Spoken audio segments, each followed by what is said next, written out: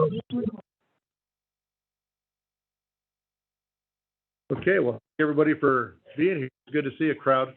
So often we don't have hardly anyone out there. So with that said, welcome.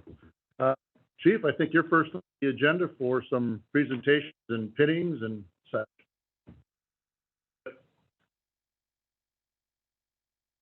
Good evening.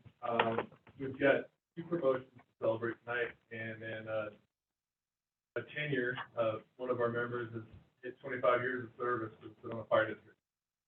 So we'll start with Buzz Lukowski, who was hired here as a volunteer in 1997, promoted to full in 1999.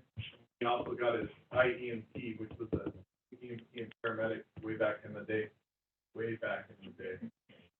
And 2000, he became a paramedic, promoted to engineer in 2001, captain in 2005, lieutenant chief in 2012, and had a stint as a division chief for a while, and back to the floor in 2015. Special recognitions are 2005, he received the Firefighter of the Year, a unit citation in 2014, and outstanding citizen for his work with the Honor Guard in 2021. He got an associate's degree he received in 2005, got his bachelor's in 2008, and recently finished his master's. Buzz is a huge asset to this organization. He manages our A shift with pride, probably one of the harder shifts to do. And we appreciate that. He's also an instructor at the local college, Honor Guard, and heavily involved with the Arizona Burn Foundation, helping support their volunteer efforts, fundraising, and every year in the summertime. With that, Buzz, you come up, get your pin.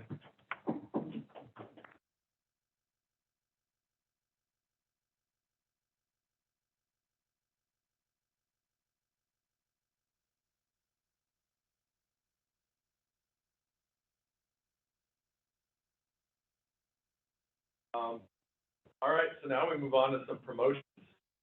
I love this. With my recent vacancy that's to be filled, we have the opportunity to move up a couple that will ultimately set us up for that filling that future vacancy. We're going to start with Jersey Joe.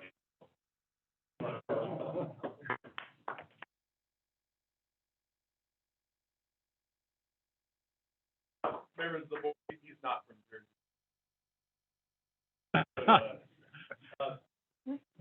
Joe started with us as a reserve in 2003, got full time in 2005, and just last month he was promoted to engineer, and we finally get him. 2013, he got a unit citation for the rescue with Big Wall Mike, and 2014, he got a unit citation for the slide fire response. And he's got a associate degree in fire science. He's one of our peer fitness trainers and an avid climber. He calls it an arborist. He also, for many years, has managed our small engine program, fixing our chainsaws and pumps and everything like that. So, Joe, if you want to have your friends come up, let's get a badge on you.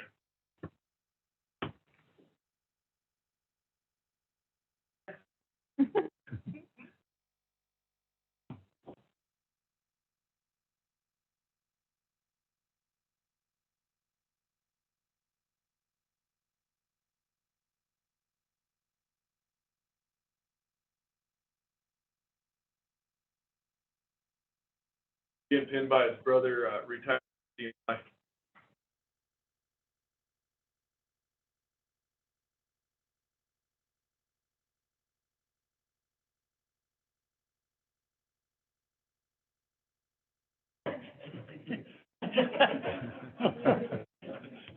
It happens.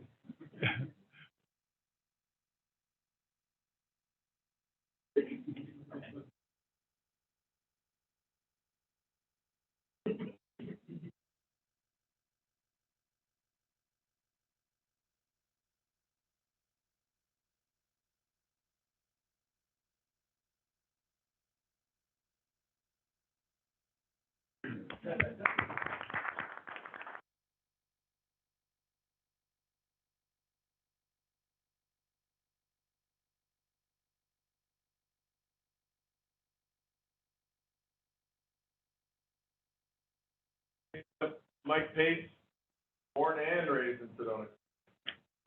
Yeah, Mike began his employment with 2005, hired as the ship coverage reserve. He was then quickly brought to our full-time staff same year, became a paramedic in 2007 and a fire engineer in 2014, and then again was promoted last month to the rank of captain. The reason we call him Big Mike is got multiple citations, but one of them was for a rescue where he helped out a paraglider, base jumper that got stuck in the middle of the mountain. Lee Mountain. Yeah, it was quite a rescue. I remember that. Yeah, yeah, he was the guy. So he received a citation for that. He had a citation for the slide fire, and he's got an associate's degree in fire science and paramedicine. And, he's a certified fire officer manager from Yapa College. Just recently. I failed to mention he was here in 2016. Got the Fire Chiefs Award and another unit citation in 2019. Busy guy. And with that, Mike, please have your family come up.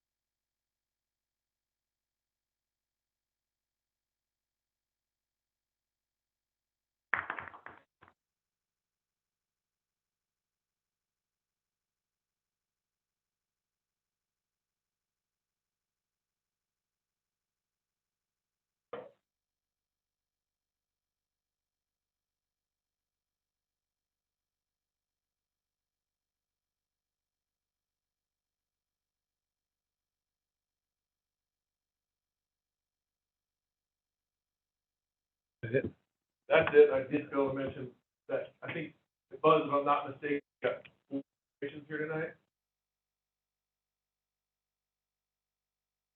Yeah, he's got 4 generations of his family here tonight. That is very neat. Okay. Well, again, congratulations to all of you. It is an honor to have the promotions that we did. Engineer is still the best job in the entire fire service. To Joe, congratulations. Mike, you've got, you're into that role where you're going to be not so much hands-on working, but overseeing, making sure everybody knows what they're supposed to be doing. So we look to make sure that we don't miss a beat in the proficiency of all of our crew members that are going to be under your command. So we're looking forward to that. Buzz, congratulations. 25 years probably went pretty fast, I imagine. Yeah, some days.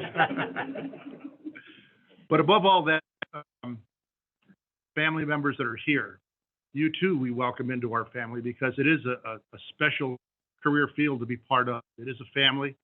What happens to one happens to all of us. So the board members up here have been in your shoes and as well as others in the back. Been in the shoes. So it's quite a fraternity, if you will, and we look forward to probably seeing you down the road on when they receive more citations. But with that being said, a special shout out to our brother from New York, albeit retired. To have you here, so thank you. All right. That said, I believe that is everything. And again, congratulations to all of our recipients.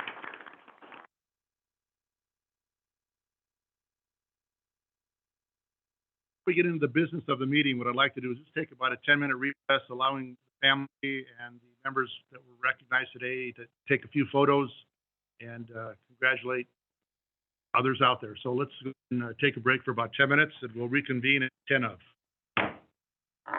How will we know there's no? Okay, our business session, everybody's here, and the next order of business is our regular business meeting. Chief, do we have any speakers from the public? Any requests? Okay, thank you. Next item on the agenda is the consent agenda, which consists of our October 18th, 2022 regular meeting minutes. Move to approve those. Do I have a second? Second. Any further discussion? All in favor? Aye. Any opposed? Okay, the consent agenda is approved. Next item on the agenda is a financial report and updates from our Director of Finance, Gabe Boldra, attending. Gabe? Yes, good evening, Mr. Chair, members of the board. Apologize for not there in person. It's the holidays. We've got 6 board meetings today that we're all trying to juggle. But I'm actually going to have Dominic from our office do the financial report today. So I'll turn it over to Dom. Thank you, Gabe. Okay. Good evening, board chair, members of the board. Let me get the presentation up. Kim, are you going to share the presentation or do you want to allow me to? Okay, perfect. So yeah, Dominic Flosa with the James Vincent Group here to present the October financial results for Sedona Fire District. If we can go to the next slide. And you should have the packets in front of you. Starting with the month of October, revenue was $6,845,961, which was under budget by $177,767. The main drivers there being the tax revenues under budget by $54,886. And then on the non-tax side of it, we had wildland revenue under budget by $71,428 and ambulance revenue under budget $39,565,000. Moving on to the expenses for the month, those were $1,462,557, which was over budget by $30,117. And really the driver there was personnel expenses, which were over budget by $36,186, which was a result of wages incurred for wildland deployments. Moving on to the next slide, we're going to look at the year-to-date results, that being July through October. Revenue year-to-date is $8,543,755, which is over budget by $90,945. The drivers there being tax revenues being under budget by $151,000 approximately, and then that coupled with the non-tax revenue being over budget by $242,532 from wildland and ambulance kind of combined. Moving on to the expenses year to date, those were $6,518,663, which was under budget by approximately $54,000. Again, the driver there for the expenses were personnel wages, which were under budget by $51,415.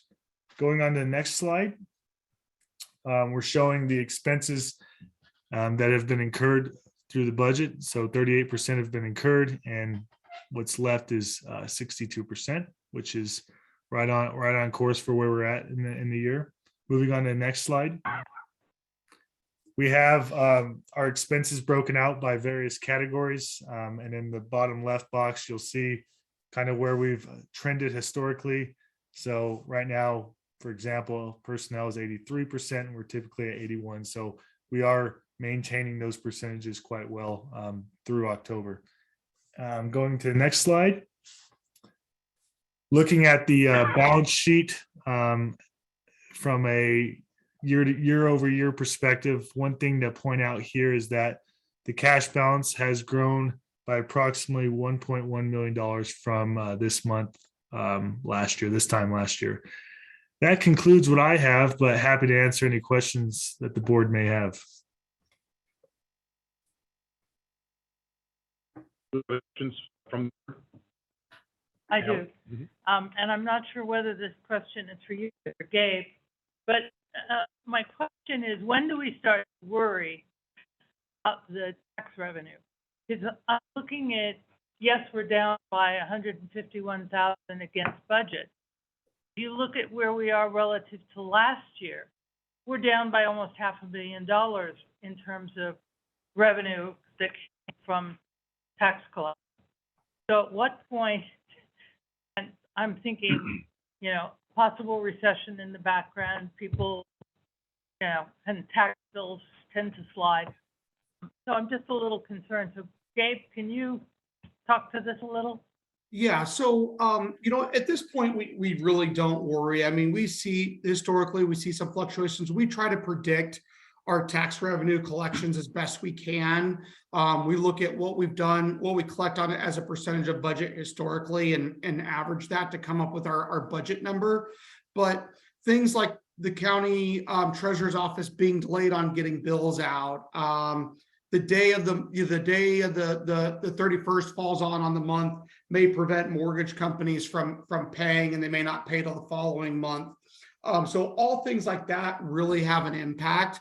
The fortunate thing we have is, as a fire district compared to like the city, property taxes don't fluctuate as much with recessions as sales tax do. We typically don't see any great impact to our property tax collection until you start seeing foreclosures and things of that nature. But we'll continue to monitor it. I'm not seeing any concern here yet at this point. But if it does start to, you know, tick up, then we'll definitely make sure we, you know, we keep an eye on that. Okay, thank you. You're welcome. You know, Gabe, I was kind of looking at the same thing that Helen was in, that on the summary under key points, a lot of the revenue that we received is under budget.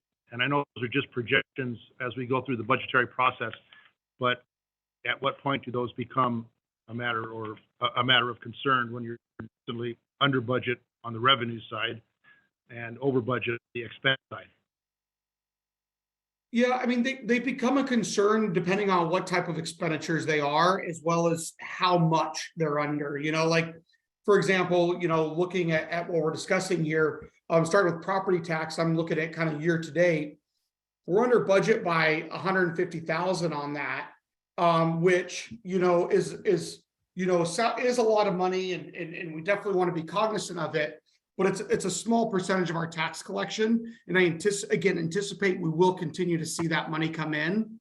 And then the non-levy revenue side, again, we look at the month, but I also look at kind of the year to date, where we're actually ahead overall year to date on revenue. And so we're actually, you know, over by 242,000 on our non-tax levy revenue. So both of those things are keeping us, you know, in a strong position. And the expenses, you know, are actually under budget for the year. So while month over month we may see some more variance, I also kind of look at it in the aggregate as well and kind of keep an eye on that. Okay, thanks. Any other questions for Gabe? With that said, I'd like to make a motion to approve the October 2022 finance report as presented. Do I have a second? Second. Any discussion? All in favor? Aye. Any opposed? Okay, the October 2022 finance report as presented by finance is approved. Thank you, Gabe. Thank you. Okay, next up on the agenda is staff items, essentially the fire chief's report. Chief.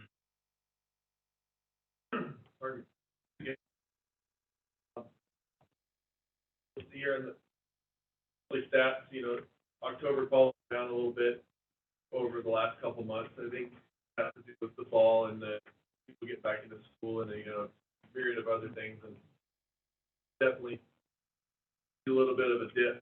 We're getting into cold, and so I would imagine months will show us up a little bit. And you can see our year-to-date totals year over year. We're up, you know, 100, almost 150 calls.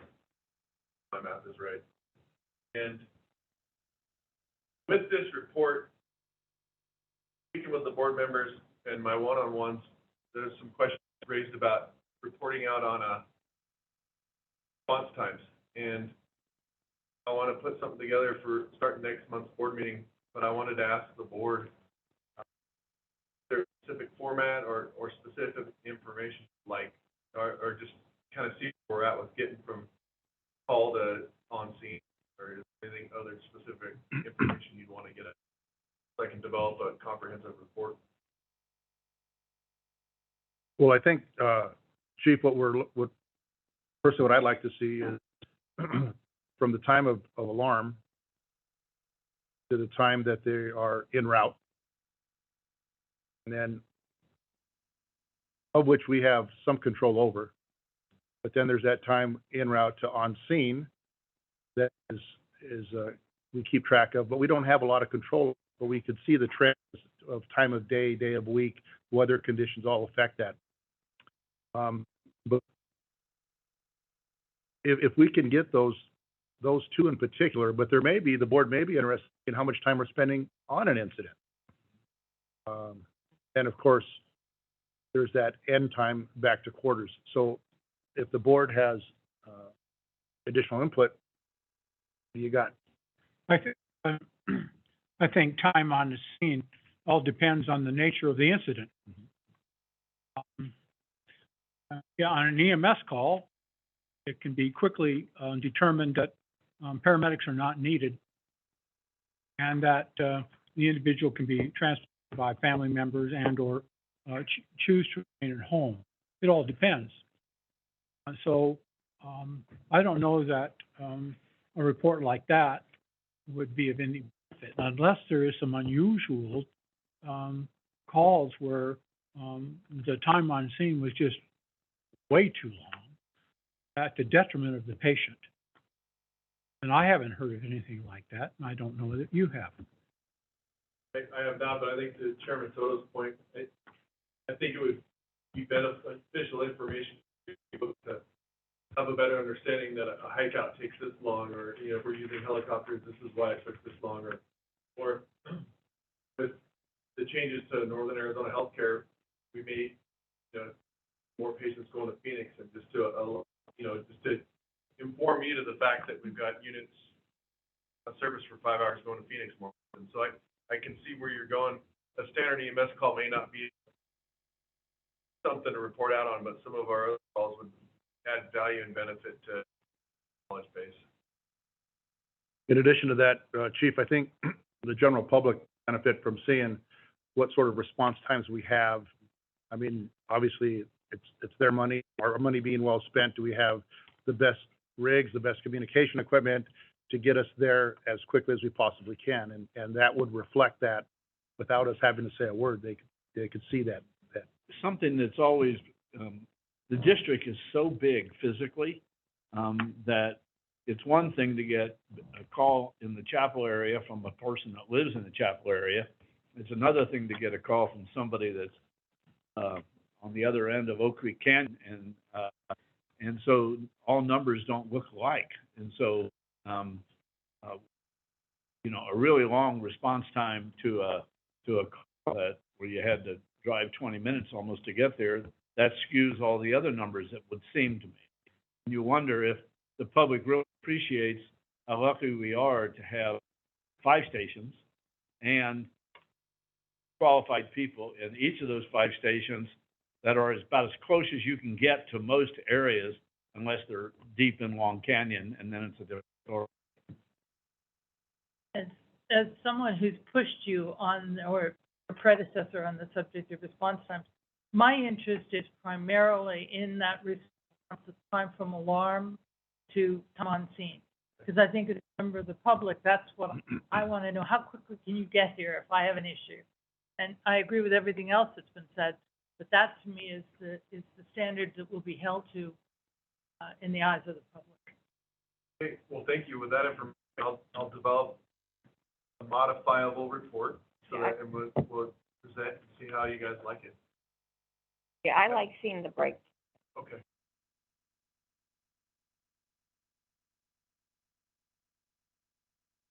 You're up.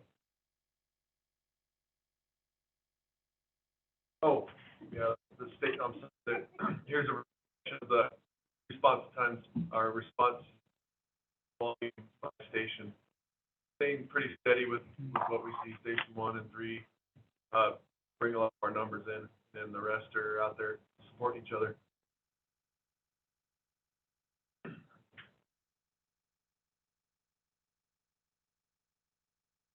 Okay, thank you for that, Chief.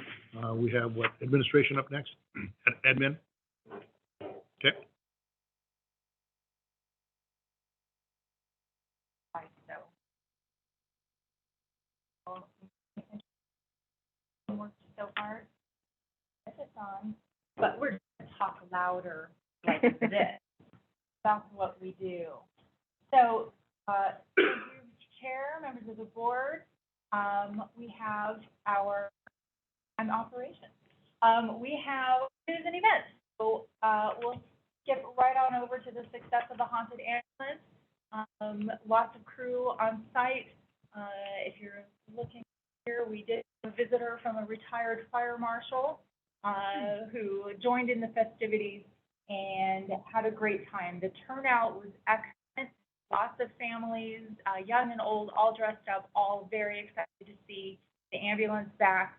We went with the haunted, of course, so you can see in the one photo that we decided to make a little bit of a public service announcement, doing a theme of a little bit of a vampire and connecting it to donating blood. So there is a crisis right now in the United States of not enough blood donations, and so we thought we'd use our platform there.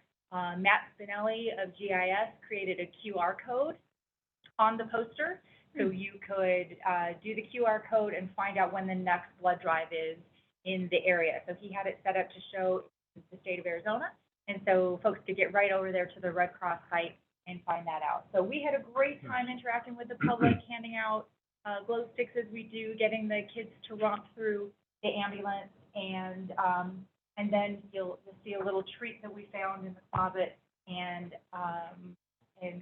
I'll tell us about that in a little bit. I'm gonna go back to my list so we can talk about it again, so I don't forget what we are.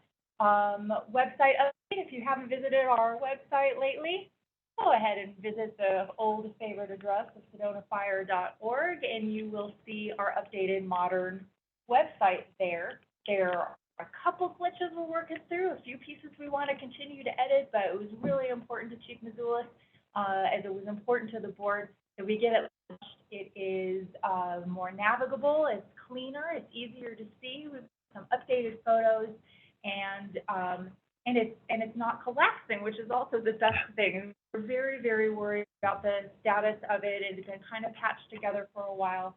Kudos to Bob Moats and his team for keeping it functioning as well as they did for that period of time. So take a visit, give us some feedback. We'll get that to our website, starting doing our training so that our key personnel can get in there, make updates, make the modifications, style changes, update photos and announcements, things that we could do nearly daily. It'll be as easy for us to get in and do it as that. So we're excited about that outcome, and I hope that you are too. Coming up next,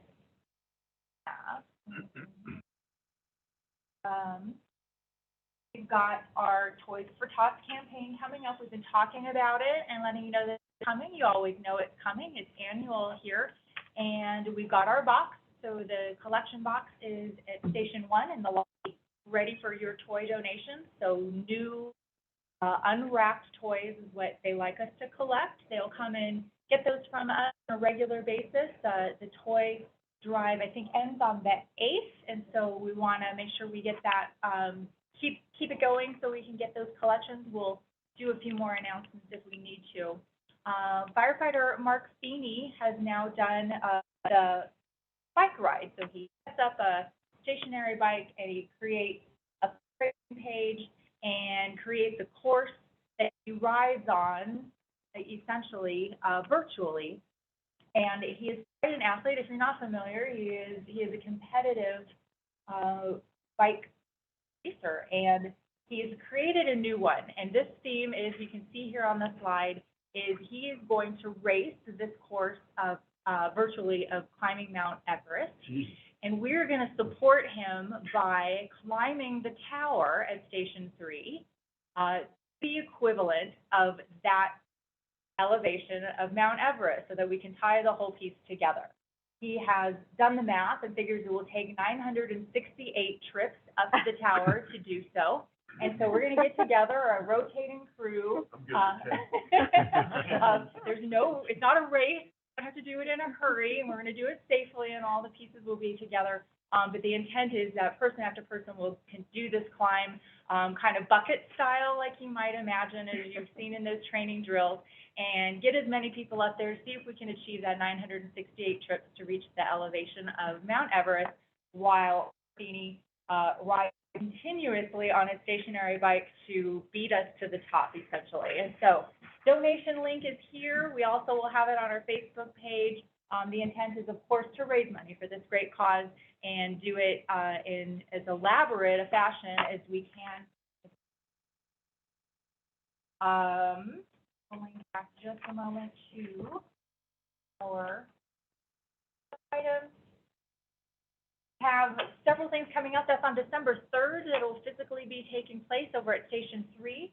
That same day, the city and Parks and Recreation are doing pancakes with as part of their tree lighting business. Chief Missoula has been tapped to get together some folks to help serve pancakes for that meet and greet. We have no real details at this time, but that hoping that we can participate. We've got a small group. Chief Missoula. So I confirmed another one today, but that December 3rd, we'll be working with the city to put on their pancake breakfast, and then December 4th, we're working with a chef in the village. He's doing a breakfast with Santa for the kids in the village of Oak Creek, so we'll be there as well. But I didn't have the details yet on that one, so. We're gonna be busy. We'll get those on our calendar, on our website, and then you'll be able to see all those events that are out there. The next weekend is also a busy weekend with several things happening. We have been talking about that Asher training, the combined area responders that are going to be doing the event out at the school. We have a flyer if you need it. It's the two folks that helped us with our internal drill here in the building a few years ago. It's the 9th through the 11th. The Friday and the Sunday are reserved for the first responders. Those are going to be actual training drills. The Saturday event is the one where Chief Baker is looking for folks to come and participate. He has extended the invitation to the board and to the staff and the off-duty crews to come and participate in that event. If you're interested in doing that, reach out to Kim or to myself. We'll hook you up with Chief Baker and arrange those details so you can participate in that event. Really great opportunity. The district is glad to host that. And then the final event on there, I'm sorry we have the wrong date on there. It is on the 11th. It's on this Sunday, the bike rodeo, lovingly called the bike rodeo, which is the bike distribution, helmets and the safety, and Kirk Riddell and his crew will be out there helping with those, the bike distribution, getting them in their bike safety and get the pedals all put together. Our last piece that I have is our mental health moment. We go back to back on health updates that are the mental as long as the physical. So coming off of Breast Cancer Awareness Month in October, we go right into Prostate Cancer Awareness Month in November. So the whole no shave and do that kind of a thing. We have a link on our website for prostate cancer research donation. So click the blue ribbon at the bottom of our page and you can get connected to a place with resources, information, and a place to donate where we know that those funds go to a good place. But take care of yourself, get yourself checked. It's a very important thing to catch early. And if that is the end of my report, if there are questions, I'm happy to take them. Staffing update.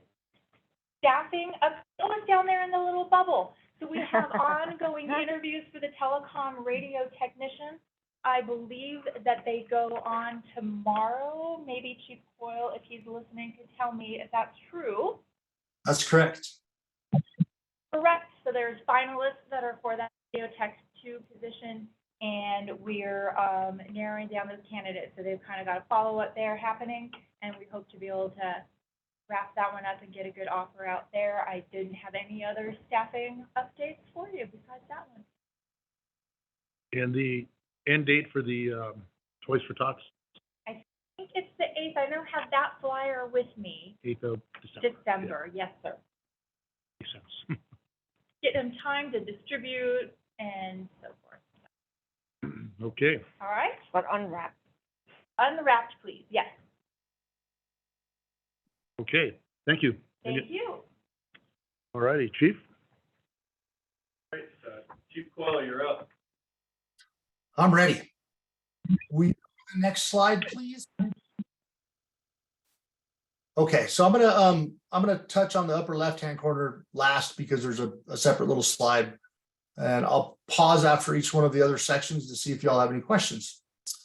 Regarding the telecom report, we experienced 2 outages on channel 3 this month. Well, between the time of the last board meeting and right now, about 20 minutes each.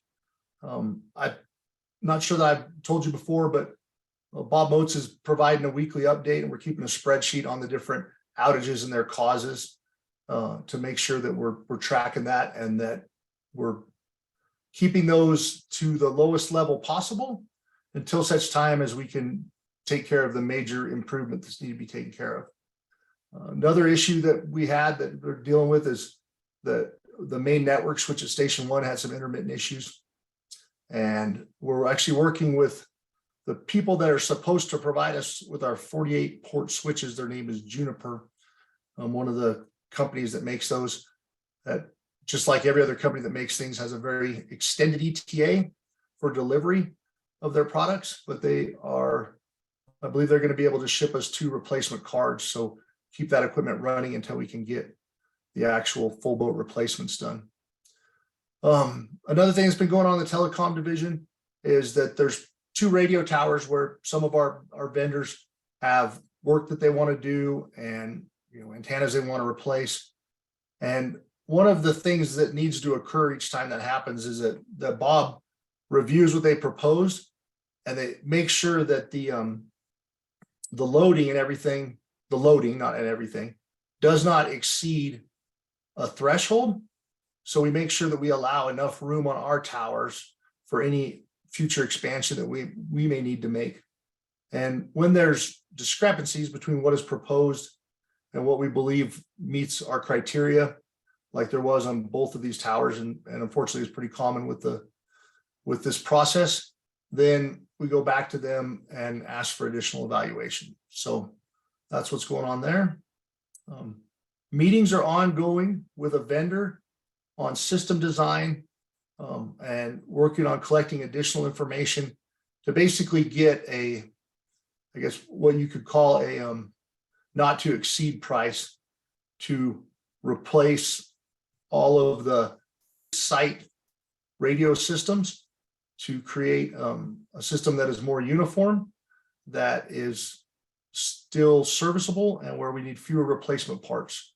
So the goal is to have all that information gathered and pricing and a system design in time to submit to the AFG grant when that comes due at the beginning of next year. As Heidi mentioned, the radio technician hiring process is ongoing. We have an interview tomorrow, and we have something that's pretty cool, a new help desk system. Maybe doesn't sound that cool, but if you can't get the information to the right people about when you have an issue, hard to get it fixed. So the migration to that new system is almost complete. That's the end of the telecom report. I'll move on to GIS unless there's any questions. All right. I don't think so. Thank you, Dave. So Matt Spinelli is still working to understand all the multiple systems that we have and to integrate into the regional state GIS community. He's also been working internal SMEs to gain a better understanding of how we use GIS in our response and our pre-incident planning. I also worked to update all the active 911 with new hydrants, key boxes, and some additional changes. He has completed training on 2 of the mobile applications that we use. One's called Field Maps, which is just like it sounds. It's a mapping application that we use to collect data in a spatial way. And the other one is called Survey 123, which is forms that we use to collect data that basically, if it's more like a Survey Monkey, where you need that level of information, then Survey 123 is the tool. If it's something like hydrant location where you want to see where everything is, but you may need to move a location of a hydrant, then that's would be done in field maps. So that's how those two things work. And he's also continuing to get additional training on spatial data analytics. So a lot of the ways that we can better inform decisions downstream are based on our, not in addition to our response times, but trends. So getting a better, increasing his ability to be able to project that information in a way that makes it where it helps inform decision makers is the goal of that. There's also ongoing training that he's taking to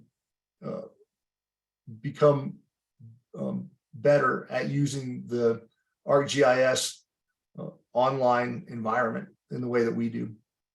Some of the challenges that they've had there in the GIS shop is the large format printer died. Unfortunately, we're able to get it repaired. We may end up having a budget item next year to get a new one because it is end of life. Oh yeah, thanks. There's a, you want to know what a plotter looks like? That's what a plotter looks like. That's yeah, very large printer. He's also working on getting our ArcGIS online licensing streamlined to make sure that we have the critical license to support ongoing work and that we have a deliberate plan for expansion.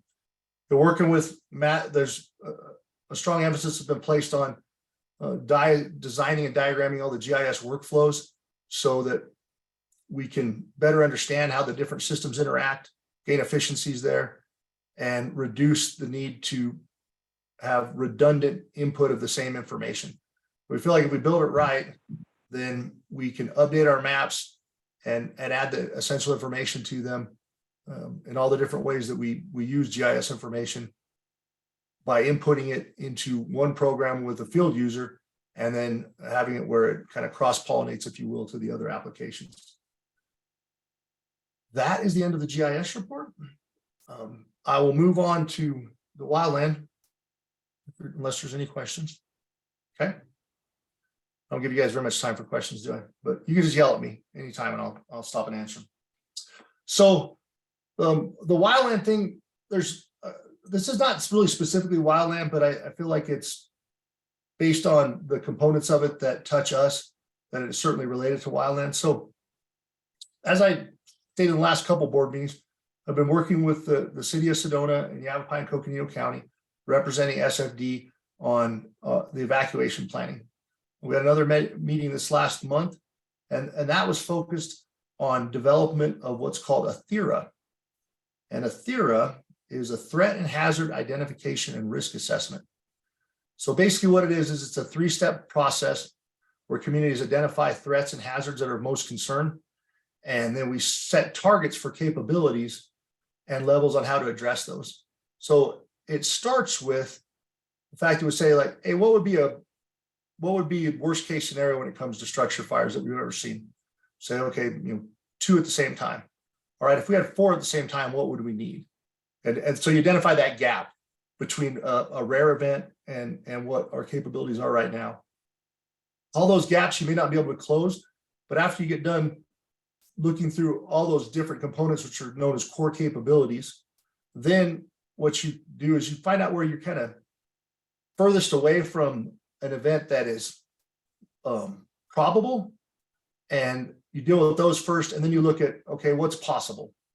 And then you look at those next. Some of the areas that we're concerned about are public information and warning, coordination, long-term vulnerability reduction to, especially to wildfire, risk and disaster resilience assessment. So where would a bad outcome be, have long-term implications? And is there anything we can do right now to prevent or reduce the significance of those long-term implications?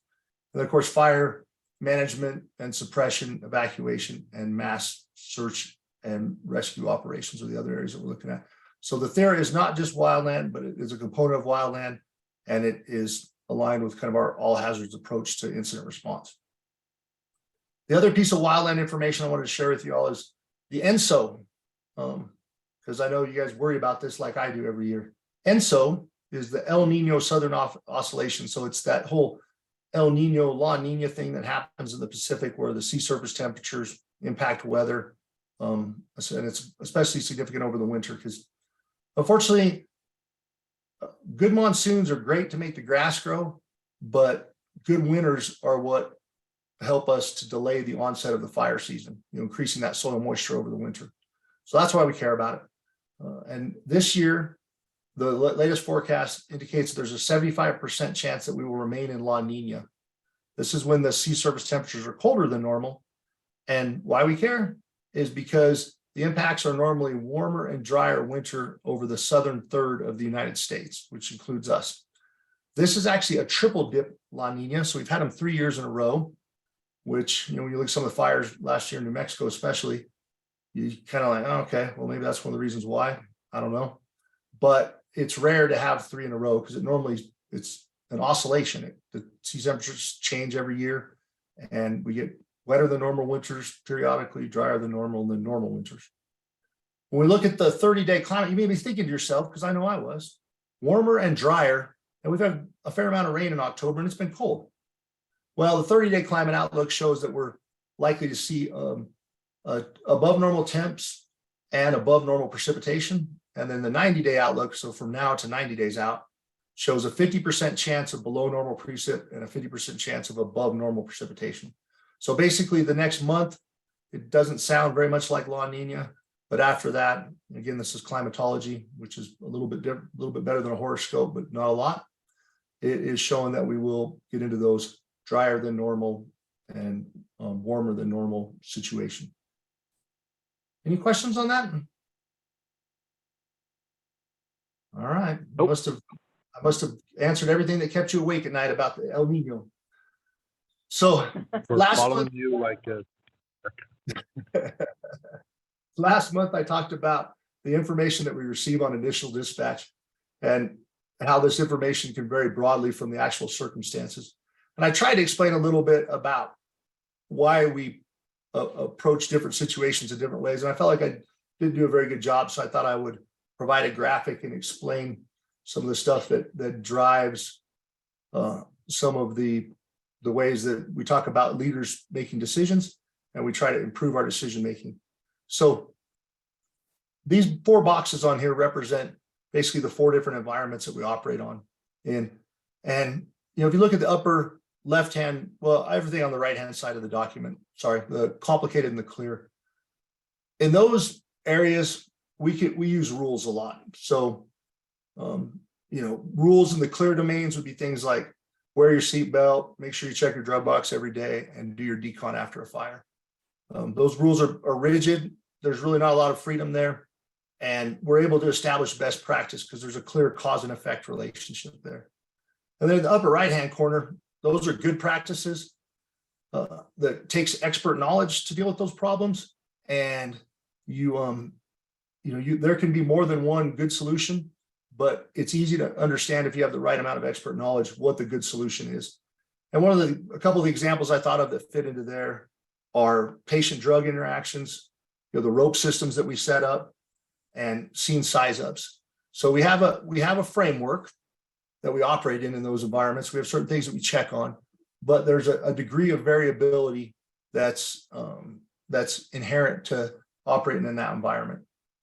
And then the next one, and my favorite, and where we live a lot, is the upper left there, where it talks about complex environments. So in this environment, we rely more on guidelines, and guidelines are just general heuristics, and they deliberately have a level of ambiguity in them that makes them more adaptable.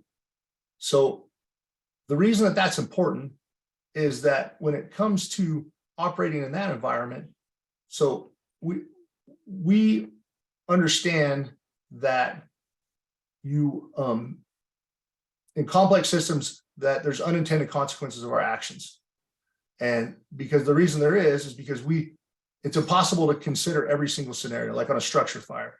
It's impossible to consider every single scenario on how you would respond to a structure fire, what you would encounter when you got there.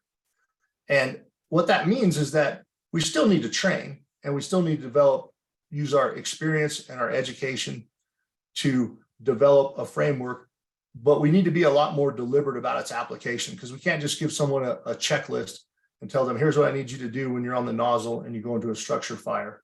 or like I'll explain a couple examples of calls we had this last month. But what we also need to do is we need to figure out the ways we can mitigate the impacts when our actions don't have the desired result.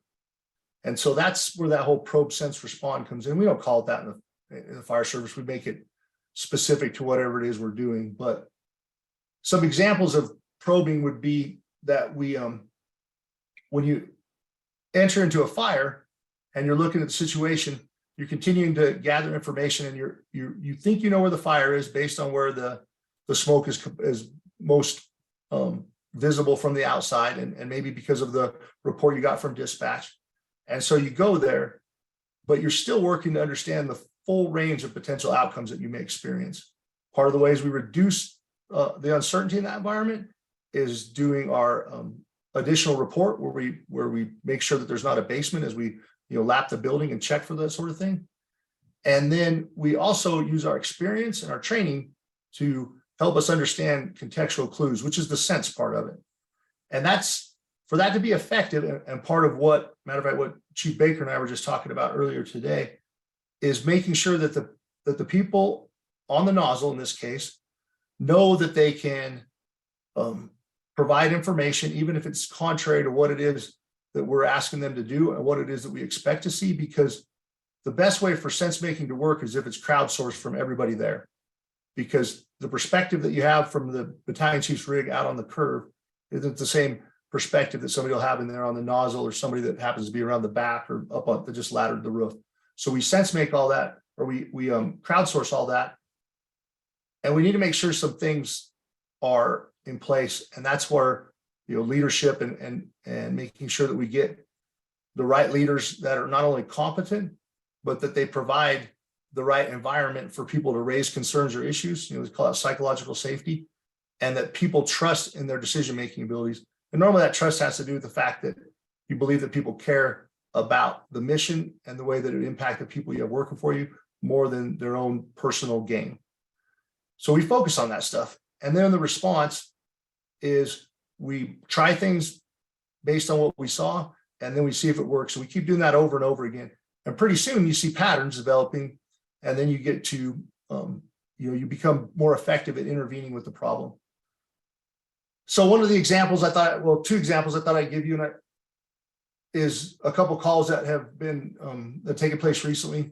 One involved a couple patients that fell a long distance, over 20 feet, and they had to be transported. One was flown by air and one was transported by ground.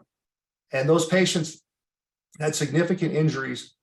The type of call it was and the location, the fact that there's two patients added a level of complexity that isn't normally present in those type of calls. And then you're also forced to choose, because you had a finite amount of resources to move them by air, who you transport by air and who you transport by ground. And a number of different factors came into there. So you couldn't just follow a list, even with all your experience about how you're going to do that. You had to take into account that actual situation. The second one, I think, is actually even a better example, is they had a fall over 20 feet where an individual was impaled on some woody material. As they were looking at the different transportation operations, there's some basic guidelines that we follow. And one of them is that we try to get people to definitive care as quickly as possible. And in this instance, if we were rigid about that guideline, then the ground transport alternative would have best satisfied that one criteria, because the closest DPS helicopter was actually coming out of Kingman, and they ended up having about a 90-minute on-scene time. However, on the evaluation of that particular situation, the medic in the field there, because he had that psychological safety, he felt empowered to bring situations up. He noted that the patient's pressures were dropping, and that the location of the impaled object was close to one of their great vessels, that if the reason that their pressure was dropping is because they had suffered an injury to that and they were leaking from it, that bouncing them out the road on our UTV may have exacerbated that. And if it did, it was something that wasn't recoverable. So, in that instance, the best decision, the decision they made was to fly the patient, even though it took longer. And so that's just I think, a great example of how in that complex environment, crowdsourcing that information from everybody else in the different perspectives, still having those heuristics or those guidelines to follow, making sure that everybody, that those SMEs are providing that good input based on, being a solid medic, being there with the patient, and that you're giving that more weight than arbitrary standards helps improve decision quality. So beginning next year, I'm going to start working more deliberately, especially with the battalion chiefs and then with the captains, about working through some more of these different scenarios so we can help understand these problems from a systems approach. So when we're dealing with one of them that is, that is not, that is novel, is new, that we don't necessarily have to start from scratch. We have a system that helps us kind of put it in the right box and then roughly guides our actions. I guess since there's a box there, I should touch on it quickly. Chaotic. So chaotic domain is where you need to take immediate action. Something happens you don't expect. All of a sudden, there's an explosion or a roof collapse or something like that. And that's novel things. That's where nothing that you've done before can help inform your actions on how you're going to do it right now. And you just need to quickly react, get yourself, create some distance between you and the hazard, and then start to reevaluate. And ideally, as you gain more situational awareness, you'll be able to put it in one of the other boxes. Finally, for my little blurb here, the confusion in the middle. Confusion normally occurs when we try to treat one box or we try to treat one environment like that we're experiencing, like it's a different environment on this box. So an example could be staffing models. If we believe that we could account for all the variables in the future, then we would say that, hey, this is complicated, but we can figure everything out and then we'll implement it, it'll be fine. And if you take that approach, another one is strategic planning. If we focus, instead of focusing on establishing direction, tempo, and constraints, we count on critical untested assumptions to be true, and then we just launch forward from that position, we're more likely to have a bad outcome. So design of policy training, decision-making, supervision, all that stuff provides greater value if we understand the framework and the implications of making sure that we make decisions that are related to the right framework. So hopefully that's a little bit more of a clear explanation than what I said last time about it depends. End of report.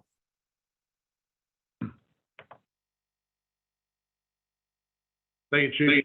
I think what illustrates this whole complex, complicated, chaotic, clear issue is that we're doing those sort of things on each and every incident in a matter of minutes and sometimes in seconds.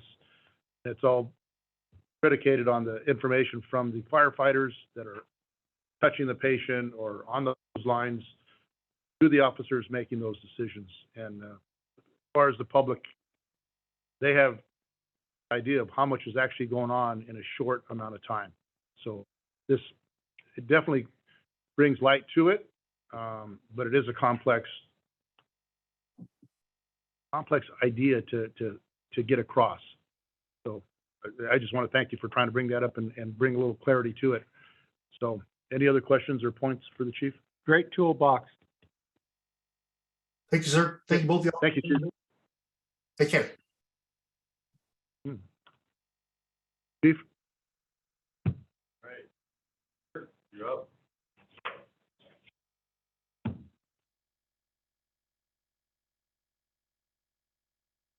Start here and then bounce back to slide. So what we've been doing for our consultations, mainly on the wildland urban interface code, construction,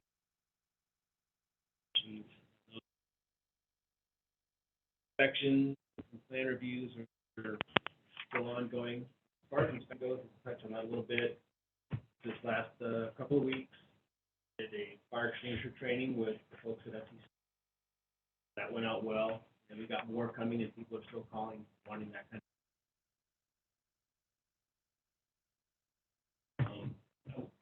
Access did reach out to us for a couple that was in the area. Had a very old trailer, very outdated smoke detectors, low income, so put in 2 smoke detectors for them and a CO detector because they have gas appliances. That was good. These were donated by the Red Cross, I believe. All the paperwork, we sent it back in, they replace them. Last month, had 2 people attend person 1, writer John Puyana. Got that class done. That's one of 4 classes that we prepared 5 days coming up in March. That's done. They're all 4 done, will be certified. Now we have 3 in our district. Helps out a lot. We have an incident in the middle of the night. If one of them's on duty, he can start the paperwork, he can get the ball rolling, and in the morning in the daylight, I can come out.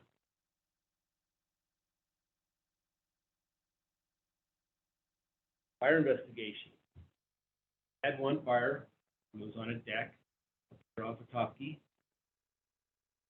Refinishing, well, we'll start over. They replaced all the boards in the back of their house with 1x6 pine. Painted it, didn't like it, ended it all off. All the sawdust and millings on a piece of cardboard on the deck. 8 o'clock at night. Homeowner said he heard a pop, which was actually the first pane of glass. He ran out and started hit with a hose. Luckily, he heard that pop, otherwise it would have been in the house. The fire we had this month so far. Is that internal combustion? Spontaneous combustion. Hot. And I ruled that out because they don't smoke. The person did the work wasn't smoking.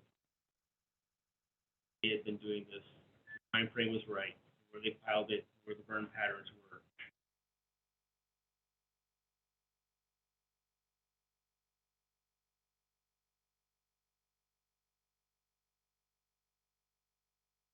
So back. Wing. There it is. Okay, so the upper left-hand corner picture, that's Freddie the fire engine. So if anybody's not familiar with him, a little history on that. Back in the 90s, when I got hired here, he had Freddie's fire engine, remote control, instead of a little remote control and a headset. Drive around, he's got range, you can drive him all over this room. We take him out to uptown, public events and stuff like that. Controller, that guy right there, Jeremy Vargas, firefighter here. The one that got him all cleaned up, all fixed up, because he'd been sitting in the annex for a long time collecting dust and nobody knew how to get him running. Down to cleaning out the annex and went to Chief Lewis and said, "We're gonna do it with Freddie, so let's see if Jeremy can fix him." Likes to tinker. Next morning, Jeremy's got him out and just sitting along, doing his thing, got him all dialed in. Well, if I could add, he's got a voice modulator, so the operator can talk to the kids, and it modulates the voice to sound like a cartoon character. Pours water, and he's got what you may be familiar with, it's called a set tape deck. And, Come on. Freddie will walk. Yeah, and Freddie had the tape that was in there was a Hall and Oates. And so, Private eyes. so we dropped $40 and we're getting a Bluetooth speaker so we can play different songs. And, but as far as operating Freddie goes, yeah, Jeremy's a mad scientist. I don't know. He stayed up till like midnight tinkering, and then I came in the next morning and he's all, check it out. He squirted me. I'm like, it worked. I videoed it, and if you need some good video for any purpose, and I asked him questions, and he talks back to me, it was cool. And the kids loved it. Oh, the kids, they both love it. He's a hit.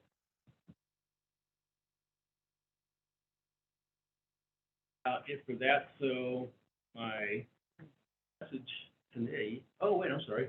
Got to have this slide up. So I mentioned last board meeting about the scanner. So there's a picture of our big scanner, just like we have a giant printer, GIS, we got the big scan all of our plans that are coming in paper on a file, put it in the computer, not have papers, link.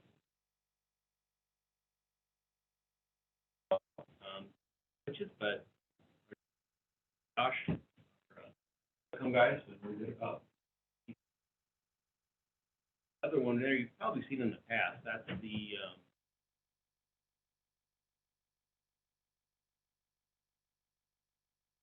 electronic planner, sorry. You just do it, it's a touch screen, it's all Apple. Hands on there, blow it up, email it off, everything right there.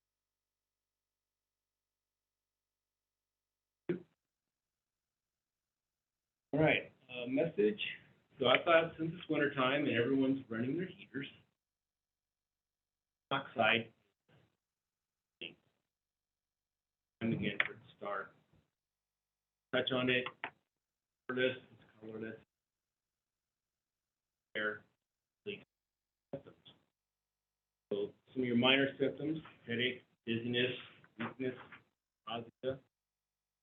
Starts getting more extreme into vomiting, chest pain, confusion, unconscious.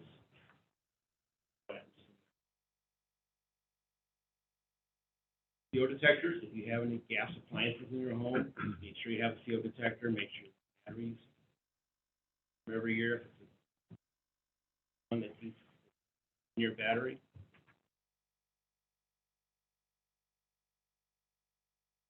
Say, but for the symptoms, you have gas appliances.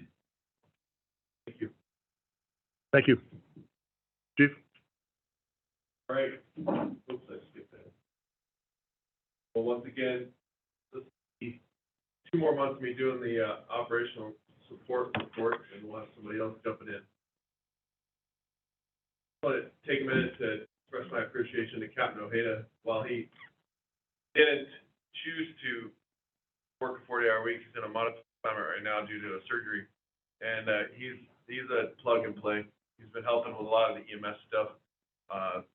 At the ground level, coordinating some pretty big trainings and keeping our orders coming in. And at the 50,000 foot level, helping me out with some meetings with Northern Arizona Healthcare. Recently, NIH has been making some modifications and changes due to staffing shortages and other things, but the impacts to us as a partnering agency have been noticeable, and their cath lab hasn't been staffed like it has in the past. And multiple additives, which requires us to take cardiac patients to Flagstaff. And if you don't know, the canyon's been under construction and will be for a while. So that's issue 1. Issue 2 is that Sedona Emergency Center, they are no longer carrying blood products. So a lot of the traumas we could take there before, we can't take now. And their behavioral health unit in Flagstaff went dark. That hasn't been a big impact to us, but it further reduced the availability of having Verde Valley Ambulance as a backup because speaking with the chief down there, taking a lot more patients to Tucson and Sholo and Kingman. And so the frequency of having Verde Valley Ambulance available to help us out is reduced. So Pat and I have been meeting with NIH management. The CEO had to back out of a meeting. He sent a CMO who was versed on the partnership and the history with SFD. Most of that meeting was just a history lesson. And we had some actionable items out of that I hope will move us towards ensuring we keep continuity of service. But there is a potential, depending on their ability to get staffing up, that we're going to see an increased frequency of transports to Flagstaff.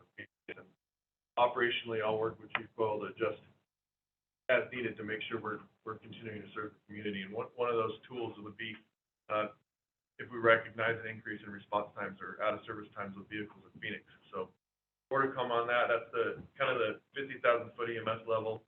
Down on the floor, guys are continuing to train. We just finished up our RSI training, which is rapid sequence innovation. And not a lot of fire agencies do that in the state complexity, but with our backcountry calls, we elected to do it many years ago, and it's been beneficial. What that basically means is we give 2 of the 3 drugs that they use for lethal injection to our patients. And what it does is that it paralyzes you and it sedates you so that we can manage the airway in our patients.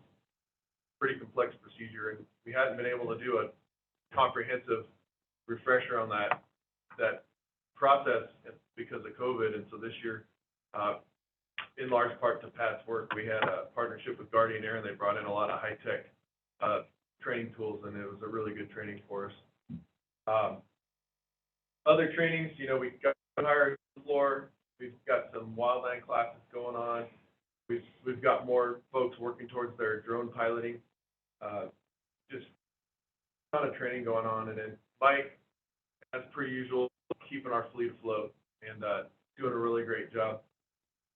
Last month, we didn't have a lot of needs for, handled everything in-house. We had a lot of go to Flagstaff or go to Prescott needs last month. So actually, one of his accrued vacation time, which doesn't happen very often, made him go. That's the gist of operational report, our support. If you don't have any questions, I'll move on. I have one question, just out of curiosity, and having with regard to RSI. What's the paralytic? You succinylcholine and etomidate, Okay. and we'll manage it with fentanyl or Versed. My question is more related to the change that NIH is making about carrying blood products in. Your expression reflects the word that I used in my email.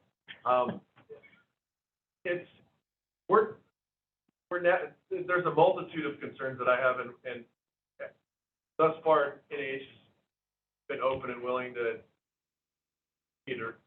retool our partnership, but ultimately many of the things are out of SFD's control, and I think a lot of it centers around some mid-level management changes, and you know, they're looking for a new CEO, and there's a lot to unpack with this issue, and my desire and my approach working with Pat Ojeda, Captain Ojeda, is re-engage NIH, remind them that they have a strong desire to be a good community health partner, and some of these things hinder our ability to affect the outcomes we want or slow us a bit, and I'm asking a lot more reasons why versus, okay, well, in the past we would adapt to changes, but now I'm hitting it a little harder about why are we doing this? Why is this happening? Well, I'm sorry to put you on the spot for somebody else's decision, but I'm just curious. No, and I'm not trying to get around the question, because I asked the same question and I didn't get an answer. So this is an ongoing process. Like I said, the first meeting, CEO Tinkle was unable to attend last minute, sent a CMO, and then we had a second meeting scheduled, and then he again was able to attend. So we're continuing to work on it. Thank you. I'm curious, since transportation is a lot of time, just to drive to Cottonwood's 20-25 minutes, much less trying to drive to Flagstaff. The use of aerial services being a regular way to get somebody to Flagstaff, is that because they're just not available? Well, our protocol is limited to ground transportation enlist. Time is the critical thing with traumas and cardiacs. Philosophically, we try not to steer everything towards air. One, that it's costly, and I know many people would rather have a bill than a deceased family member. But additionally, our medics, we operate under the understanding that we're hitting winter, and very small changes in weather will stop aircraft from getting into here, and ultimately anything along the rim with these winter storms, and the flag helicopter or any helicopter can't get up the flag or vice versa. And I don't believe Copper Canyon finalized it yet, but they're looking at another helicopter in the Verde Valley, so that'll add some. I was going to ask, is there actually helicopters based in the Verde Valley at all times, or? We've got a Cottonwood helicopter with Guardian, and then there's a native helicopter in Prescott, and we've got a helicopter in Flagstaff, and potentially another helicopter in Verde Valley, Guardian just changed their contract provider for pilots and mechanics, and their previous contractor abruptly ceased operations. And so you don't just hire a new pilot and he comes in and flies the helicopter. You have to get new helicopters, you have to put new communications equipment in, they have to tool it for the company. So Guardian from September through January is experiencing a rolling outage of aircraft while they upgrade their aircraft. So this is a whole nother meeting about this. And the medical services, emergency or otherwise, that are available in Cottonwood at the Verde Valley Health Center, is it the staffing that it's limited, or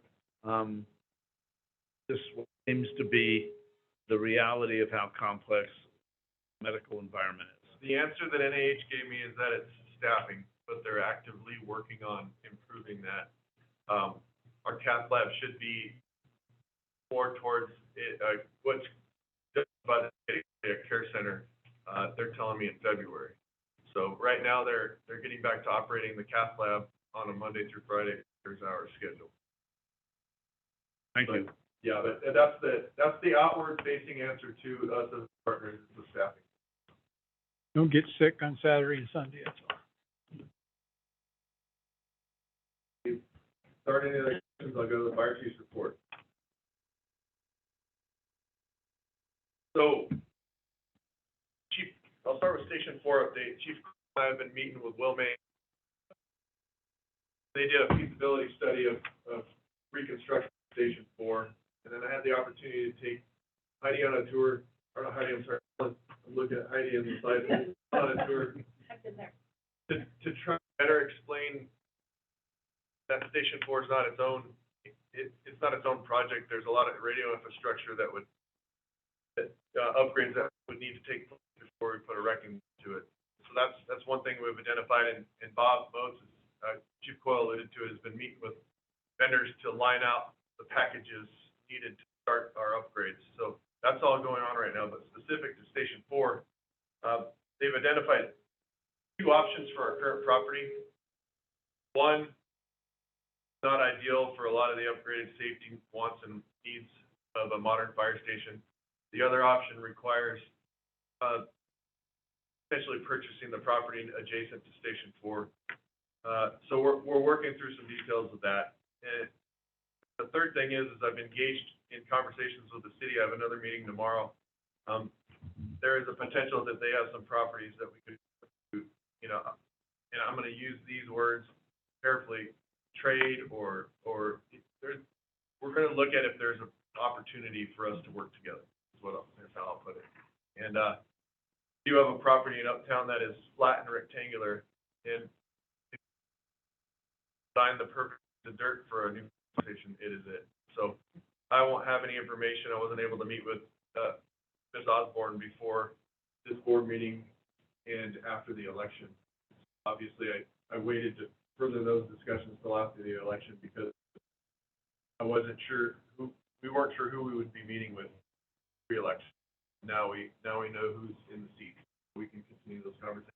It's not a super fantastic update, but I just wanted to let you know it's a priority for me to ground on something with that project sooner than later. It's going to be a lengthy project once the board lands on what we want to do. So, and that ties in the radio infrastructure. Talked about a little bit, and there's two. That's a two-prong right now. Bob's working to facilitate the packages needed, upgrading everything, and at the same time working on people that work to do the actual upgrades because Bob can't carry all the boxes. So hopefully after tomorrow we'll have a better idea where we're at with that, and so that's all moving forward. And the necessity to get some packages, I call them, identified is, to Chief Coyle's point, Juniper is an 8-month lead time on parts. So you already know that's going to be the case with all the other com parts. So I'd like to get them in the queue sooner than later. And with the purchase orders over 10,000, our annual flexible software agreement, we did a budgeted cost, and it's for maintains and manages and distributes policies and procedures. And, Stryker ambulance cot maintenance, that's the contract maintenance for do a complete rebuild practically of our cots annually. And we had the vendor out and she was showing off their new cot. Ones that are only a couple years old, they're 7 years old. And, I said, well, I don't have capitalized, and are they in bad shape? She's like, actually, no, your guys take really good care of your equipment. And, with the general maintenance, these will last for years to come. I'm happy with that. As you can see, we've got a thank you note and, some information and statistics on our social media. And, down a little bit, that could be for a ton of reasons. Twitter has been going through some changes, so, yeah, who knows how that's impacting our viewership. They're not Twitter staff like anything right now. So, with that, I open it to questions or comments. Do we have any questions or comments for the chief? Chief, I've got two. A while back, we were going through an IT review or an IT audit, of which about midway through, we identified some things that needed to be fixed right now. Did we complete that audit? Are we still in the process? Did we ever get a complete report? Or My apologies, that was part of my presentation and I floated through it. We contracted with Pegasus and it's dubbed it the Pegasus report. That's complete. And it was beneficial in my mind's eye because it mirrored a lot of the concerns and opportunities and ideas that Bob had, and it better brought it down to some layman's terms. It gave us some actionables, the phone system, for example, the switches that are ordered, and helped guide us towards what we're doing and what's going on right now, the next step stuff out of that report. So that's, yes, it is complete, and yes, that is why we have a much better roadmap. And I can't speak for people, but for myself, I much better understand all the acronyms and words that involve radio stuff. And when it's explained to me what needs to be done, I can visualize it now. And so, for example, I was under the impression to fix your radio system, you have to come in and replace the system. Well, that is the case, but you can do it parts. And so that's one thing we learned from the reports. You start hitting our different sections and start upgrading stuff.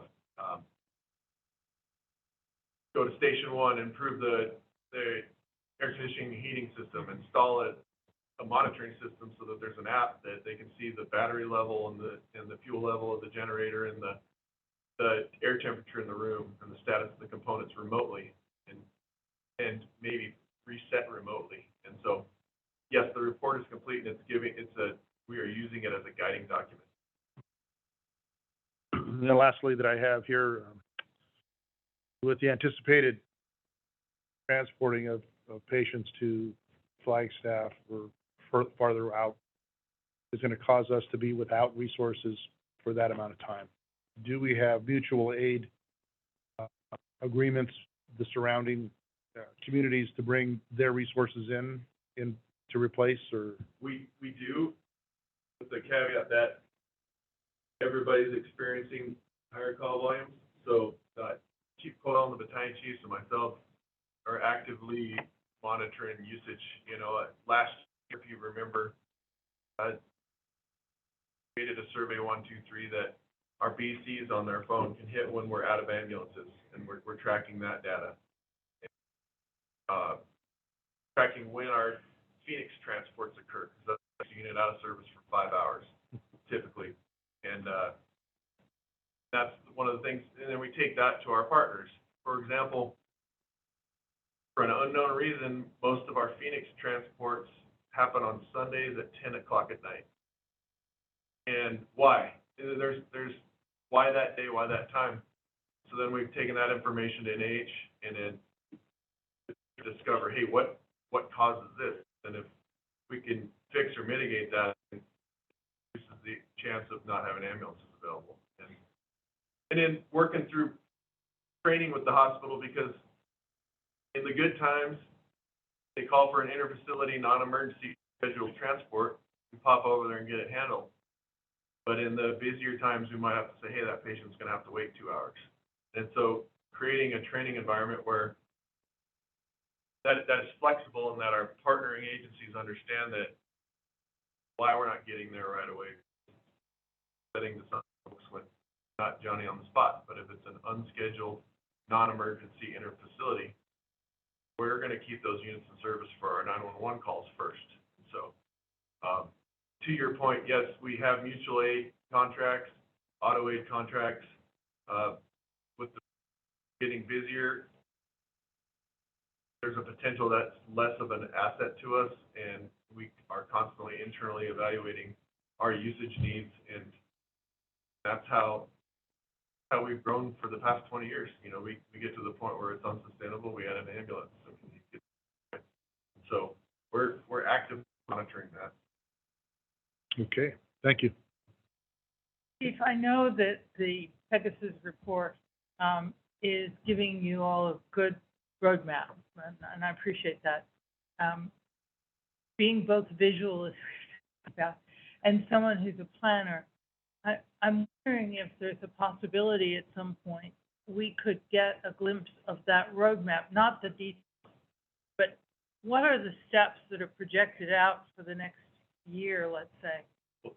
Yes, and so the report was 248 pages? I think so. Yes, and so Chief Coyle did an initial digestion of it, and from a operational perspective, if you will, with his brain, and then Bob navigated the top 10, if you want to call it that.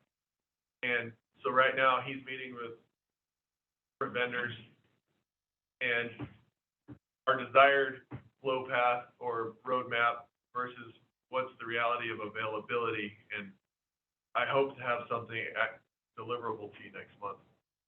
Those meetings started last week and they're ongoing for the next couple of weeks. And then it's cool that the kids want stuff for Christmas. If you can't get it, then we got to change the plan. Right. And we're in the can we get it phase right now. Thank you. I knew you were on top of it, Yeah. but thank you.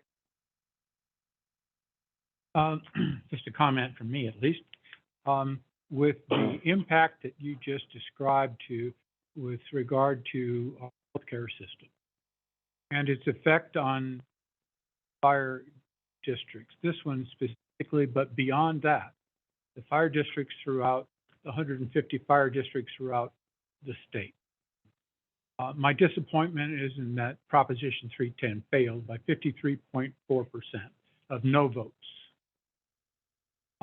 And that failure, unfortunately, will have an effect on our ability and other fire districts' ability to provide the service or even plan for it in some cases.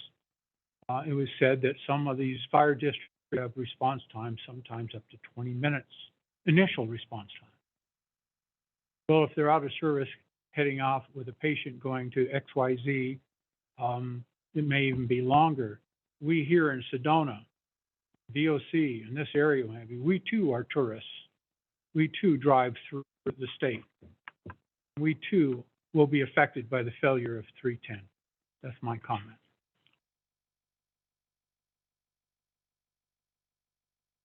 Thank you, Gene. That's the end of your report, complete? Yes, sir. Okay, well, thank you for that. Next up on the agenda is discussion, possible action, approval of a board agenda communication request to replace engine 536, which is a Type 6 wildland engine. Chief, would you like to fill us in a little bit on that? Yes, it is with great sadness I bring to you this purchase request. I took this fine up to Canada in 2000 on my first wildland assignment with Sedona Fire. And since then, this apparatus has been all over the country for 23 years. And initially designed in a different era under different NFPA standards and NWCG, the National Wildfire Coordinating Group standards. And we were a different district in 1999. It's a single cab, it's a lighter weight chassis, and it lacks the storage for, a lot of the modern requirements. And the use of this apparatus has changed. For the past few years, we've moved it and repositioned it to here at Station 1 because the frequency of us going out 525 for access and event issues has increased. As stated, it's a single cab. So this purchase order tonight is a request to replace that apparatus with that can safely seat 4 firefighters and house the modern complement of equipment requested and required by the NFPA and NWCG. And I need to explain to you folks that a lot of the technologies have changed and opportunities with better four-wheel drive systems and things like that. It's a capitalized purchase. It's part of our replacement schedule. As the bid or the quote, this is yet another apparatus that will in.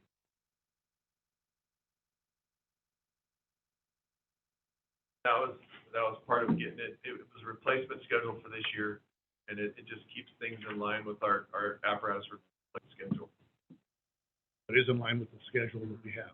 Well, the schedule states purchase and acquire this year, but obviously that's not the case with any of the apparatus we've purchased in the past year.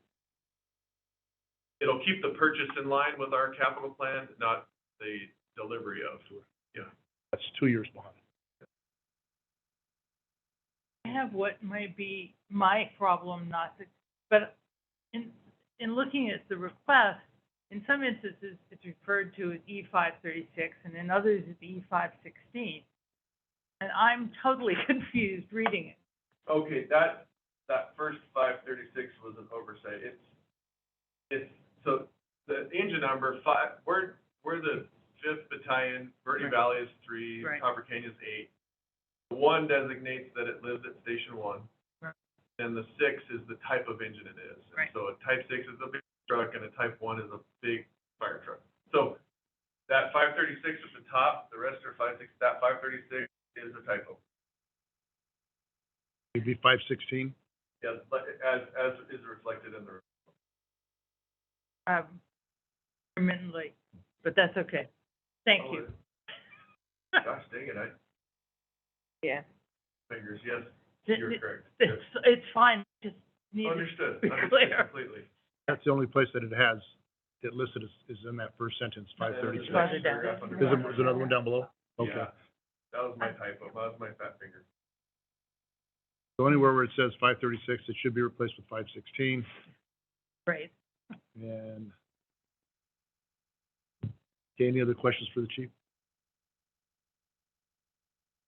The 2 years is normal, right? I mean, or is that just the New normal. current world of?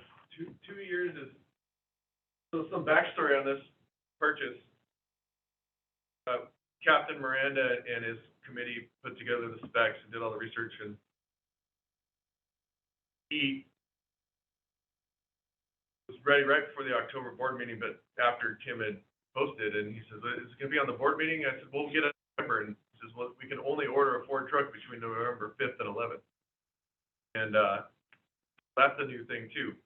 So we're past November 11th, so we asked the manufacturer to if when you hold a chassis or tell Ford we want one, and so that's what they did, with no promissory note, we're buying anything until board approval, of course. But to your point about, is this normal?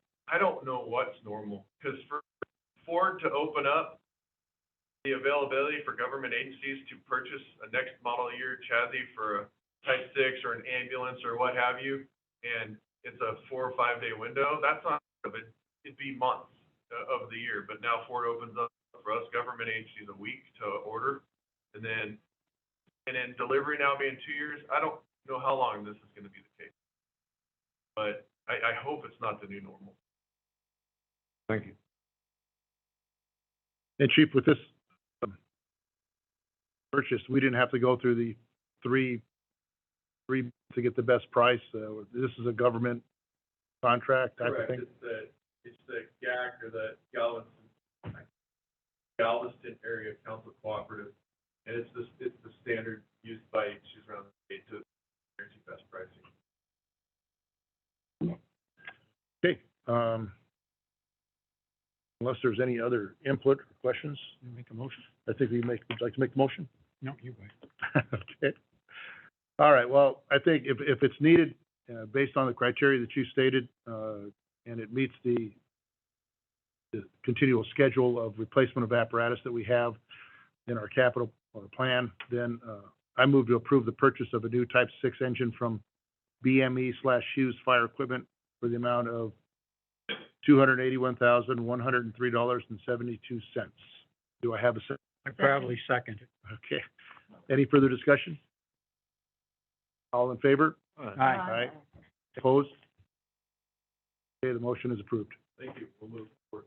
Okay. All righty, we are to the last item on the agenda, which is our board member items, based discussion of fire board members related activities for our board meeting in the community. Let's start, Al. Well, number one, I did attend Halloween in Uptown as a Roman emperor, and as I surveyed all my all the people there, that they were having a great time and acknowledged my presence. But I will admit, when we got to the fire, to the ambulance, and what did you call that little Freddie? It really surprised me, and so I really had a lot of fun videoing and posting that on good old Facebook, but not Twitter.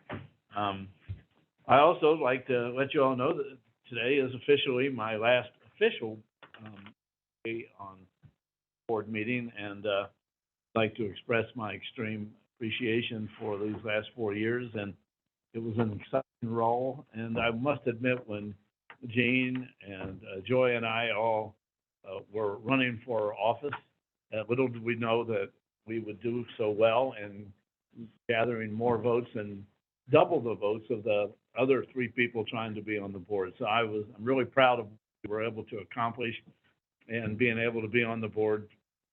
Actually, getting elected myself to something was a real honor, and I thank you for the opportunity.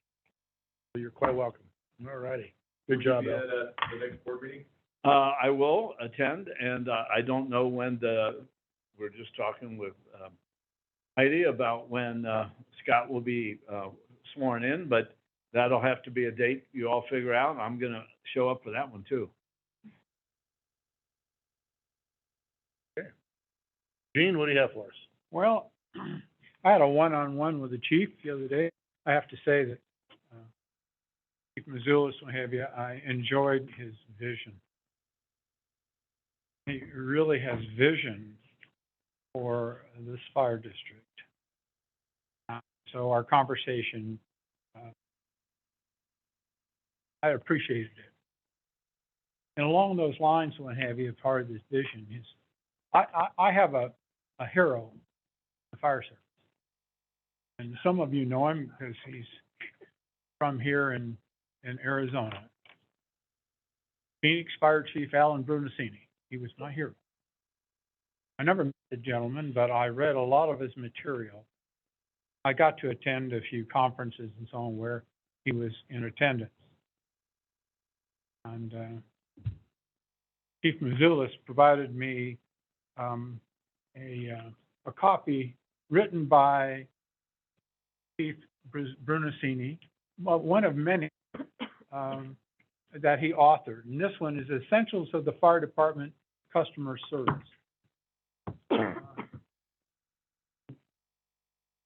Our chief has provided that to staff and to others within the department.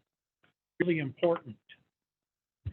Customer service has been part of this fire district for a long time, but here we have it in at least 131 pages. It's a go-to book. I haven't read the whole thing. I'm probably in 10, 15 pages so far, but it's hard to disagree with it. Customer service. They are our customers out there, and thank you, Chief, for doing this. Thank you. Janet? I had a one-on-one with Chief a couple weeks back, and it was very enjoyable. And I too am impressed with his vision, and looking forward to good things.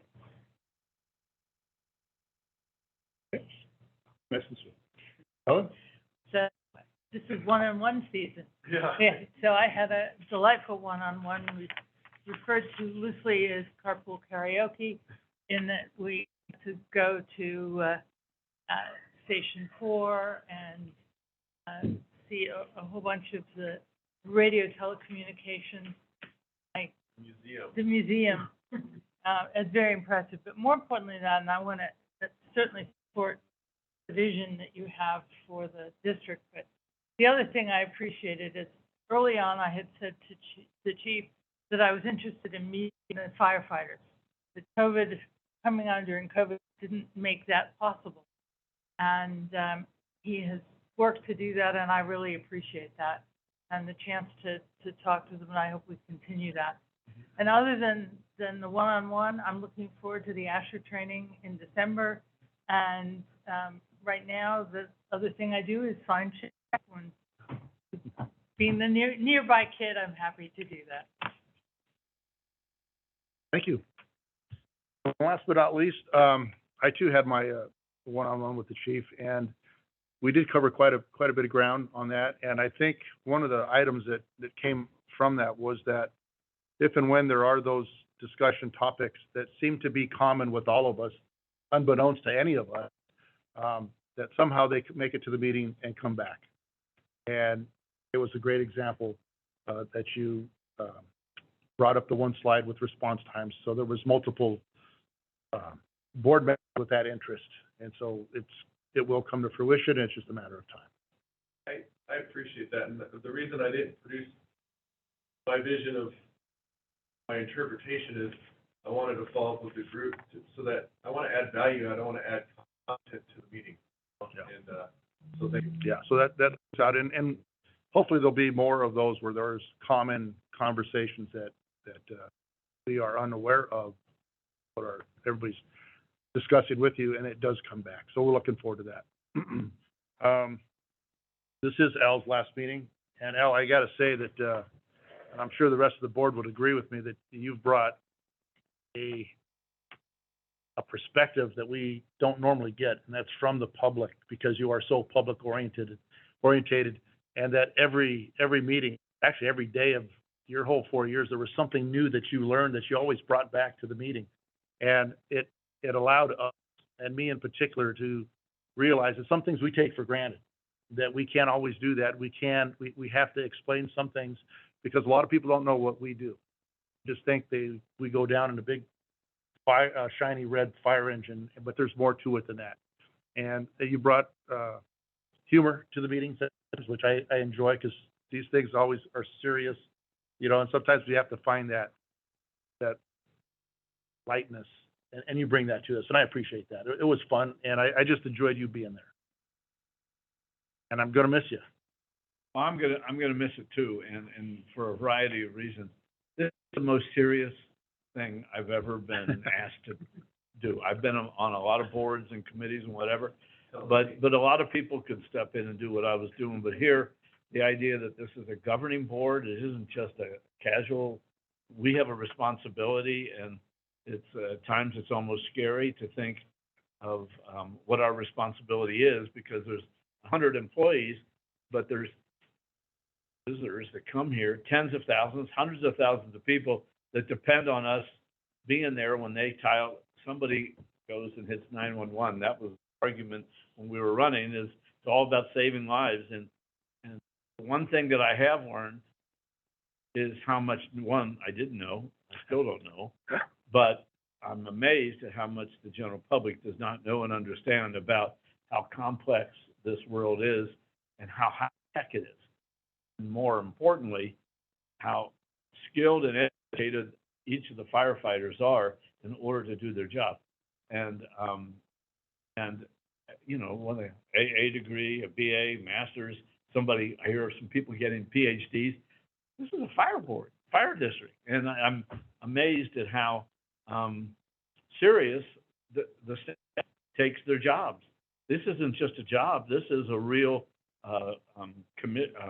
passion and commitment to be the best they can. And I sure hope that the general public understands this. They get a lot for their tax money that they contribute to the cause of paying for this fantastic district. So I'm thrilled. Super. Well, again, thank you. And I got to say, you all don't know Scott a whole lot well, but I've met Scott through the past couple of years because I know his wife. And it was about a year ago, not quite, at a Christmas party that I first found out that Scott had 30-some years in fire. And I said, have you ever thought of? And here it is now, close to the, and I have to say, Scott showing up early on in the spring and starting coming to the meetings and this learning curve meant to me, he was really serious about this. And then going through the election process that we did to do, that was really a great experience. And so I do know this, the person sitting here as of the next board meeting is going to do a better job than I would have ever hoped to do, because he really understands what it is you all do. I am honored, Scott, that you were willing to step forward to take this position. And Sedona and Fire District is going to be lucky that this is your seat. You're welcome, sir. So Thanks again. Before I close out, I just want to ask a quick question. Kimberly, we have these tentative dates for next year. Is that just going to be agendized for next month's meeting that we can approve it? Okay. So if you got it, the last 2 months, usually they become an issue with being too close to the holidays and people taking vacations at that time. So we may have to adjust it. So take a look at it. We'll discuss it next meeting, and we'll place that on the agenda when we do that. But in closing, I just want to mention that for the last couple of years, I've had a desire to bring FireWise, the program, here into the Verde Valley, and in particular in Sedona. So much so that in talking with our fire marshal, Dory Booth, we have partaken in the meetings with the Prescott Area Wildland Urban Interface Committee, and in order to utilize their knowledge, funding, and experience to bring it here into the Verde Valley, trade-off was we would join their organization. And as of this past month, I am now the vice chair, and Dory is like on the executive board that kind of makes recommendations. So let's bring that program here, bring it to light. Hopefully we'll have partial fundings to get some of these lots cleared, and going to mean we'll have to make visits to city councils and other boards. But you know, sometimes you got to rob Peter to pay Paul, and so right now we're part of that organization over there also. So I'm looking forward to that, bringing periodic reports back to our board meetings. Nice. So with that said, anything from anybody else? Happy Thanksgiving. Have a happy and safe Thanksgiving, and we will see you next meeting. Meeting's adjourned.